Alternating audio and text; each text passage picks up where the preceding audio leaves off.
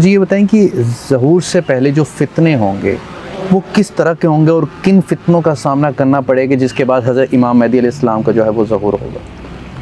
جی اس میں دو قسم کی علامات ہیں جسے ہم علائم ظہور کہتے ہیں. ان میں سے ایک علامت یہی فتنے ہیں اور اس میں دجال کا اور سفیانی کا اور اس قسم کی چیزیں ہیں جسے ابھی بھی جب مثلا کچھ ہوتا ہے, کبھی داعش آ جائے یا کبھی کوئی اور آ جائے تو اس کو لوگ نام دیتے ہیں کہ یہ جو ہے فتنہ دجال کا یا سفیانی کا یا فلان کا ہے. یہ اس کی صحیح تشخیص ہم نہیں کر سکتے ہیں, یہ خدا کو معلوم ہے, لیکن یہ علامات بیان ہوئی ہیں اور ان علامات کی وجہ سے اور ان فتنوں کے جیسے کہ ہے کہ امام مہدی عدل و انصاف سے پور کر دیں گے کس دنیا کو جو ظلم و جور سے بھر چکی ہوگی.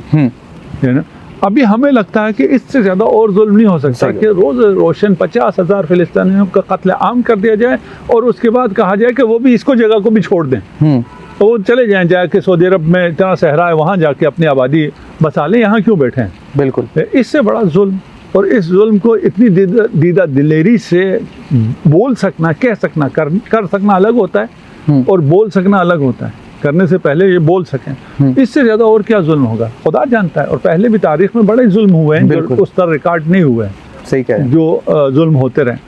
اور تاریخ میں کچھ ایسے چیزیں ہیں جن کو ظلم کے طور پہ پیش کیا ہوا نہیں ہے. ہولوکاسٹ ہے اور جو اسرائیلیات ہیں, اگر اس پہ کبھی موقع ملا, وہ خود بھی ایک بہت عجیب داستان ہے کہ یہودیوں نے سیرت کو کس طرح مینیپولیٹ کیا ہے اور کس طرح اپنے نظریات کو اس کے اندر ڈالا ہے. اور یہ جو تصویر ہمارے سامنے بعض موقعوں پہ آتی ہے جس سے وہ فائدہ اٹھاتے ہیں آج بھی, وہ خود یہود کی کرائی ہوئی ہے. جیسے ہولوکاسٹ کو انہوں نے خود ایک روایت بنائی ہے اور اس روایت کو نہیں ماننے والے کو یورپ میں جیل ہو جاتی ہے. بھائی ایسی کوئی بات کہیں بھی نہیں ہے دنیا میں کہ آپ کا ایک نظریہ کہ ایسا ایک واقعہ ہوا ہے اور اگر آپ اس کو نہ مانیں, تاریخ کا ایک واقعہ اور آپ کے پاس ایویڈنس بھی ہوں, دلائل ہوں کہ بھئی یہ واقعہ ایسے نہیں ہوا, اس کو جیل ہو جائے. تو یہ چیزیں ہیں جس کی وجہ سے میں آپ کا اصل سوال بھول گیا. اصل سوال کیا تھا جس کی وجہ سے کن فتنوں کا سامنا کرنا پڑے گا؟ یہ فتنے ہیں, ان فتنوں میں سے وہ کب ہیں کیسے ہیں ابھی ہم دقیق نہیں بتا سکتے. ایک اصل مشکل سوال یہ ہونا چاہیے کہ ہم کیسے پہچانیں گے. ان میں سے ایک یہی فتنے ہیں کہ ہم امام آئیں اور وہ کہیں میں مہدی ہوں اور میں کیسے پہچانوں گا. بالکل, یہ ملحدین اس پہ بھی اعتراض کرتے ہیں کہ ایک شخص آیا, اس نے کہا میں محمد ہوں, اللہ کا رسول ہوں, تم نے کیسے پہچانا. رسول خدا کو مخصوصاً یہود اپنے آبا سے اور اپنی اولاد سے بہتر جانتے تھے. قرآن اپنے باپ کو اتنا نہیں پہچانتے تھے جتنا محمد صلی اللہ علیہ وسلم مصطفیٰ کو پہچانتے. اپنے بیٹوں سے زیادہ ان کو پتا تھا یہ نبی ہے آخر الزمان کا. اور کب سے پتا تھا؟ آپ کے دنیا میں آنے سے بہت پہلے سے. یہاں پہ ایک دلچسپ تاریخ ہے, میں بہت مختصر پیش کرتا ہوں, ہمارا موضوع نہیں. یہود کو جب معلوم ہوا, جو آپ نے پہلا سوال بھی تھا نا کہ جب بنی عباس نہیں چاہتی تھی تو کیسے ہو گیا, یہود کو جب پتا چلا کہ یہ رسالت ہم میں نہیں ہے, بنی اسرائیل میں نہیں ہے, یہ اسماعیل میں چلی گئی, اولاد اسماعیل میں چلی گئی, انہوں نے وہاں فیصلہ کر لیا کہ یہ نہیں ہونے دیں گے. اچھا, ان کے فیصلہ کرنے سے کیا ہو کہ وہ کہیں یہ نہ ہونے دیں. انہوں نے کیا کیا, انہوں نے حضرت ہاشم کو قتل کیا. جد ہیں رسول خدا کی, دادا نہیں, بنی ہاشم جو آپ کی. بالکل. کہاں قتل کیا؟ غزہ میں. حضرت ہاشم کی قبر ابھی بھی غزہ میں ہے, اور غزہ اس وقت یہودیوں کا تھا. رسول خدا کے والد کا کہاں شہادت ہوئی ہے؟ مدینہ میں, مدینہ کے اطراف میں. وہاں کون تھے؟ یہودی تھے. اور حضرت عبداللہ کیا تھے؟ جوان تھے. حضرت آمنہ پر قاتلانہ حملے ہوئے مکہ میں. کس نے کرائے؟ یہود نے کرائے. کیوں؟ اس لیے کہ یہ بچہ آئے ہی نہ, ہے نا. اب آپ دیکھیے ہاشم سے لے کر, ہاشم کے بعد کئی نسلیں گزرنے کے بعد عبداللہ, وہاں سے یہود چاہتے ہیں کہ یہ بچہ نہ آئے. تو یہود کہاں, بنی عباس کہاں.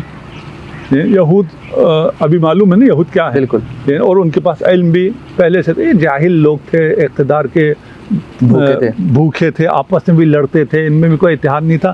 ان لوگوں کے کیا مقابلہ ہے, وہ پہلے سوال کو اس طرح رکھ رہا ہوں. ان کے تمام کوششوں کے باوجود رسول خدا تشریف لاتے ہیں. ہے نا. اس سے پہلے بھی نظر عبد المطلب ہے, اس پہ میں نہیں جانا چاہتا ہوں, لیکن صرف اشارے کر رہا ہوں, جو کوئی پڑھنا چاہتا ہو یہ انتہائی دلچسپ موضوع ہے اور یہ مہدویت کو سمجھنے کے لیے بھی. اس کے بعد جب آپ کو حلیمہ سعدیہ کے حوالے کیا جاتا ہے دودھ پلانے کے لیے, نہیں, آپ کی حفاظت کے لیے, اس لیے کہ دودھ کے 2 سال کے بعد واپس آنا چاہیے تھا, دودھ ختم ہو گیا. وہاں پر بھی جب آپ پہ قاتلانہ حملہ ہوتا ہے یہود کی طرف سے, یہ آپ کو سیرت میں نہیں ملے. اس لیے کہ جو میں نے پہلے کہا تھا, سیرت میں یہودیوں کا بڑا نفوذ ہے. انہوں نے لوگوں کو پلانٹ کیا اور انہوں نے سیرت لکھوائی اور اپنے طرز کی, اپنی روایت کے مطابق لکھوائی. بہت وہ ہے. یہاں پہ اب ہماری سیرت میں کیا ملتا ہے کہ کیا ہوا؟ ہماری سیرت میں ملتا ہے رسول اللہ اس وقت بچپنے میں صحرا میں خون میں لت پت پڑے ہوئے. کس نے حملہ کیا؟ وہ دشمن ہوگا. دشمن کی نریشن ہو تو کیا ہوگا؟ یہودی. حضرت جبرائیل نے اوپن ہارٹ سرجری کی تھی. اچھا, ٹھیک ہے.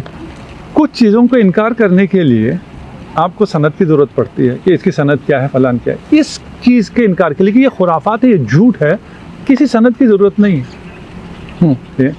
ابھی دنیا میں روزانہ سینکڑوں اوپن ہارٹ سرجریز ہوتی ہیں.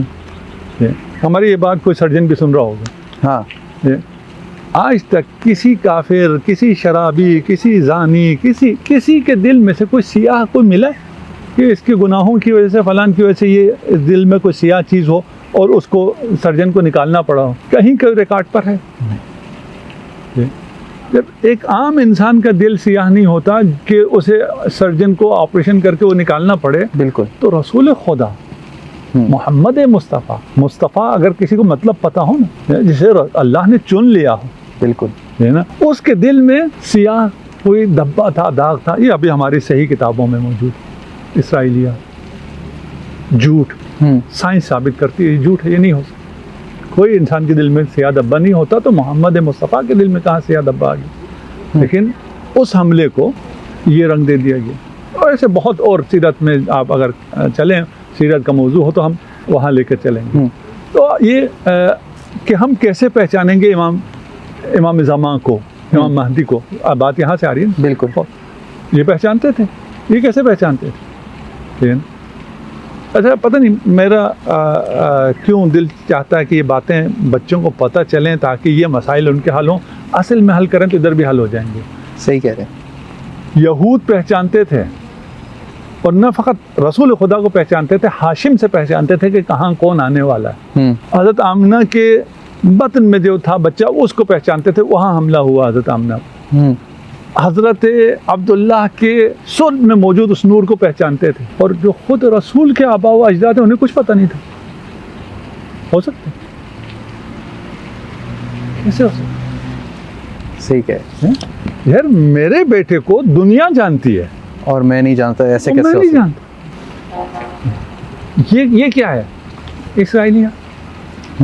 یہ اسرائیلیات. تو یہ فکر چھوڑ دیں کہ ہم کیسے پہچانیں گے. یہ فکر کریں جب پہچان لو تو اس قابل رہو کہ لبیک یا مہدی کہہ سکو. ہے نا؟ صحیح. ادھر مسئلہ نہیں ہے کہ وہ کون ہوگا, ادھر مسئلہ ہے کہ یہ کون ہوگا. بالکل. یہ خدا کے منصوبے پر لبیک کہنے والا ہوگا. لبیک اللہم لبیک یہاں آتا ہے. صرف حج پہ جا کے زبانی کہتے رہو, مطلب بھی بتانا. تو سب پہچان لیں گے. مطلب پہچان پر فتنہ نہیں ہوگا آپ کے. پہچان پہ فتنہ نہیں ہے. فتنے کے بات علائم ظہور میں سے بھی ہے, اور دنیا کے یہ خدا کا پلان ہے, کیوں ہے, کیسے ہے, اس کی حکمت کیا ہے, وہی جانے. بالکل. یہ نا, اور جنت میں بیٹھ کے ہم رسول خدا سے پوچھ لیں گے اگر ہمیں جوار ملے تو وہاں علم حاصل ہو جائے گا. بالکل. تو اصل مسئلہ یہ ہے کہ اپنے آپ کو پہچانیں.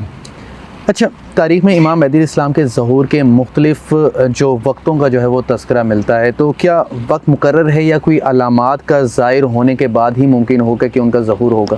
نہیں, وقت مقرر نہیں ہے. وقت یوں مقرر ہے کہ وہ آخر الزمان ہوگا. ہاں, لیکن آخر الزمان کہاں ہوگا, کب ہوگا, وہ کسی کو معلوم نہیں. یہ وہ ارادہ خدا ہے یا وہ غیب ہے جس کا کسی کو علم نہیں ہے. وہ کسی بھی روایت میں یہ نہیں ہے کہ وہ فلاں وقت ہوگا، یعنی 1950 ہوگا یا 2050 ہوگا یا کیا ہوگا، اس کو ہم کوئی بات نہیں، کسی روایت میں نہیں۔ لوگ پیشن گوئی کرنے والے اپنے مارکیٹ کے لیے ایسی باتیں کرتے ہیں، اس کی کوئی حیثیت نہیں ہے، وہ عام لوگوں کی باتیں ہیں۔ 2000 میں ہو جائے گا، 2025 میں ہو جائے گا، 2050 میں ہو جائے گا، اس قسم کی باتیں جاہلوں کی طرف سے آتی ہیں، روایات میں نہیں ہیں۔ روایت میں علائم ظہور ہے، علائم ظہور میں سے کچھ علائم حتمی ہیں، کچھ علائم غیر حتمی ہیں، وہ بھی تبدیل ہو سکتا ہے۔ تو اس لیے ہمیں ہر آن تیار رہنا چاہیے۔ جو اصل مسئلہ ہے کہ ایسا ہونے والا ہے، یہ وعدہ الہی ہے، یہ رسول خدا کا وعدہ ہے، اور رسول خدا نے اپنے احادیث میں اس کی جانب اشارہ فرمایا ہے۔ تو جب یہ ہو تو ہم کس طرف ہوں گے؟ ہم اہل بیت کی طرف ہوں گے، اہل بیت کے دشمنوں کی طرف ہوں؟ ہم نے یہ فیصلہ کیا۔ اچھا، آپ نے جیسے پہلے کہا کہ حضرت امام مہدی علیہ السلام جو ہیں، ابھی جو لوگوں کے پاس علم ہے وہ 2 حرف ہے، 25 حرف وہ لے کر آئیں گے، مطلب ابھی تو آپ کہہ رہے تھے جیسے پونا بھی ابھی شاید ہمیں تک نہ پتہ چلا۔ تو حضرت امام مہدی اسلام کے ظہور کے بعد سائنس، ٹیکنالوجی، تعلیم، اس کی کیا مستقبل کیا ہوگا؟ کیا بہت ایڈوانس چلے جائیں گی ساری چیزیں، یا ان ساری چیزوں کو ریپلیس کر دیا جائے گا کسی اور چیز کے ساتھ؟ نہیں، وہ اسی دنیا میں ہوں، کوئی چیز ریپلیس نہیں ہوگی، یہ چیزیں جنت میں ریپلیس ہو جائیں گی، یہ چیزیں جنت میں ریپلیس ہوں گی۔ اس لیے کہ جنت ابھی جب ہمارے کچھ لوگ مذہبی لوگ ایتھس سے مباحثہ کرتے ہیں اور ان کو اپنی بیسک کا پتہ نہیں ہوتا، بڑا دل دکھتا ہے۔ وہ کہتے ہیں جنت اسی یونیورس میں ہے۔ نہیں، یہ یونیورس تو ساری ختم ہونی ہے۔ بالکل، اس یونیورس کے علاوہ اگر جتنے ملٹی یونیورس ابھی موجود ہیں وہ سب نے بھی ختم ہونا ہے۔ جنت ادھر کی بات نہیں ہے، یہ عالم ملک ہے، وہ عالم ملکوت ہے۔ اب ہمیں ملک ملکوت ہی نہیں پتہ، میں اپنے لیے کہہ رہا ہوں، آپ کے لیے نہیں کہہ رہا، اپنے دیکھنے والوں کے لیے بھی نہیں کہہ رہا، تو ہمیں کیا پتہ؟ یہی عالم ہوگا، عالم ملک ہوگا، عالم ملک ہوگا تو پھر خدا کا جو نظام ہے وہ یہی نظام رہے گا، نظام تبدیل نہیں ہوگا۔ دیکھیے آج یا آج سے 10,000 سال پہلے یہی نظام ہے، کوئی چیز تبدیل نہیں ہوئی۔ اتنی ترقی نے ہم سمجھتے ہیں کہ ہم نے پتہ نہیں کیا تبدیل کیا، ہم نے ایک قانون تبدیل نہیں کیا۔ 10,000 سال پہلے بھی آکسیجن سے سانس لیتا تھا انسان، آج بھی آکسیجن سے سانس۔ صحیح کہہ رہے ہیں۔ کیا تبدیل کیا ہے؟ آپ نے ترقی کر کے یہ کر لیا کہ نہیں جی آکسیجن اچھی وہ چیز نہیں تھی، فلاں چیز سے اب آئندہ سے ہم سانس لینا شروع کریں گے۔ نہ کوئی کر سکتا ہے، نہ کرے گا، نہ ہی کوئی سے اچھی چیز ہے۔ جو بہترین تھا وہ خدا نے ہمیں عنایت کیا۔ اس کے علاوہ جو آپ یہ جو تمام ترقی کرتے ہیں، یہ در حقیقت خدا کی کتاب تکوین میں سے کچھ راز آپ جانتے چلے جاتے ہیں، اس راز کے ذریعے آپ اس کائنات کو تسخیر کرتے ہیں، اس تسخیر کا اذن بھی خدا نے دے رکھا ہے، اور تو کچھ بھی نہیں کر رہے۔ تو امام کے ظہور کے بعد بھی دنیا یہی دنیا ہے، نظام یہی نظام ہے، علم یہی علم ہے، اور اس میں یقیناً ترقی ہوگی۔ علم میں جب ترقی ہوگی اور ابھی اس زمین سے بہت کچھ مل سکتا ہے۔ دیکھیے ابھی ہمیں جن زمینوں کو ہم بیکار سمجھتے تھے، ہم کہتے تھے بلوچستان کی زمینوں میں کیا رکھا ہے، بالکل، اب اس میں سے کیا ملنا، معدنیات۔ اب مسئلہ یہ ہے کہ جو ہم جیسے غریب ملک ہوتے ہیں یا ان ملکوں کے حکمران غریب ہوتے ہیں ذہنی طور پر، تو وہاں یہ نکلیں تو مصیبت بڑھ جاتی ہے، کیونکہ عالمی طاقتیں آ جاتی ہیں اور یہ اور بک جاتی ہیں۔ بالکل صحیح کہہ رہے ہیں۔ وَإِلَّا اس میں سے یہ معدنیات اور یہ چیزیں ملنے پر اور مزید چیزیں پتہ چلنے پر یہ سونا اگلیں گے۔ سونا کچھ بھی نہیں ہے، ہاں ہمیں اس سے زیادہ سمجھ میں نہیں آتا۔ زمین سونا اگلنا شروع کر دے گی، اور آسمان نے خیرات کو ابھی روک رکھا ہے ہماری وجہ سے، ہمارے ظلم کی وجہ سے، ہے نا۔ وہاں آسمان سے خیرات نازل ہونا شروع ہو جائیں گے۔ کس نے سوچا تھا کہ یہ سولر انرجی سے آپ بجلی لے سکتے ہیں؟ آسمان کی خیرات ہے نا، ہمیں پتہ ہی نہیں تھا، ٹھیک ہے نا۔ ابھی تک آپ کی جو ترقی ہے اس میں جتنی انرجی آپ لے رہے ہیں یہ ڈیڈ انرجی ہے، مردہ انرجی ہے، ٹھیک ہے نا۔ آئندہ جو آپ بجلی کے کرائسس و فلاں کی بات کر رہے ہیں، آئندہ گلیکسیز سے آپ بجلی لیا کریں گے، انرجی لیا کریں گے۔ امام کی ظہور کی بات نہیں کر رہا ہوں، اپنی اسی حیات کی بات کر رہے ہیں، انسانی حیات میں پتہ نہیں انسان نے ابھی کہاں پہنچنا ہے۔ تو امام کے ظہور کی وجہ سے علم اور ترقی کرے گا، ٹھیک ہے نا۔ اب اس کو آپ ٹیکنالوجی کہیں گے اور یا اے آئی کے آنے کے بعد اسے آپ کچھ اور نام دیں گے، اس وقت کیا اصطلاحات ہوں گی وہ خدا جانتا ہے۔ اچھا، آخری سوال یہ ہے کہ موجودہ دور میں ایک مسلمان جو ہے کیسے اس وقت کو اس وقت کا انتظار کر سکتا ہے اور کیسے اس وقت اپنے ایمان کو مستحکم رکھ سکتا ہے جب حضرت امام مہدی علیہ السلام کا ظہور ہوگا؟ اس وقت مستحکم رکھنے کے لیے آج مستحکم رکھنا پڑے گا. ہاں. جو آج مستحکم رکھے گا وہ یہ گارنٹی دے سکتا ہے کہ اس وقت بھی میرا ایمان ہے وہ مستحکم ہے. ایمان کیسے مستحکم ہوگا؟ میری وابستگی اگر دنیا کی چیزوں سے ہے اور امام کے آنے کے بعد یہ میرے مفادات ختم ہو جائیں. امام آئیں گے، میں اپنی مثال دیتا ہوں، میں کسی اور کی مثال نہیں دیتا. میں بہت معتبر ہوں اور مجھے جو اعتبار حاصل ہے وہ والد معظم کی وجہ سے ہے، ان کے اداروں کی وجہ سے ہے، ان کی محنت کی وجہ سے. وَإِلَّا میرا تو کوئی کام نہیں. اگر امام تشریف لائیں اور کہ نہیں جی تم عام انسانوں سے بھی گزرے ہو، ادھر بیٹھ جاؤ. ابھی میں جاتا ہوں معمولاً میں کہیں نیچے نہیں بیٹھتا، عام جگہ پہ نہیں بیٹھتا. لوگ استقبال کرتے ہیں، مجھے اسٹیج پہ لے جاتے ہیں، فلاں وہ آگے کہ نہیں بھائی تم ادھر بیٹھو.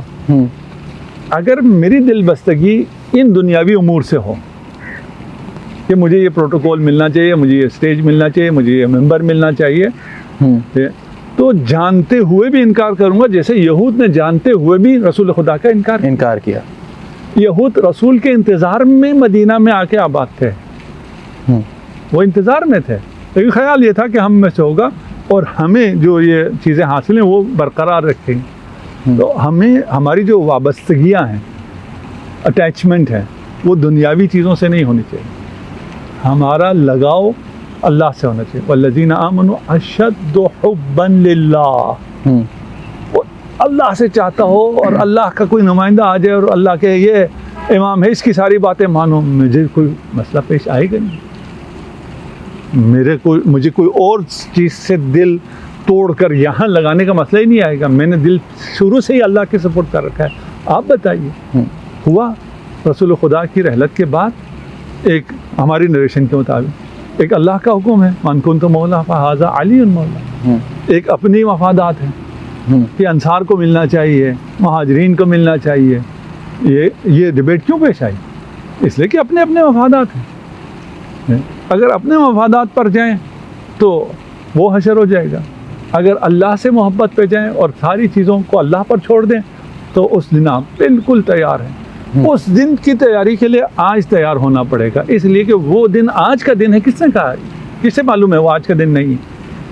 کوئی یہ نہیں کہہ سکتا وہ دن آج کا ہے، لیکن کوئی یہ بھی نہیں کہہ سکتا کہ وہ دن آج نہیں ہے. بالکل وہ خود خدا کے علم میں.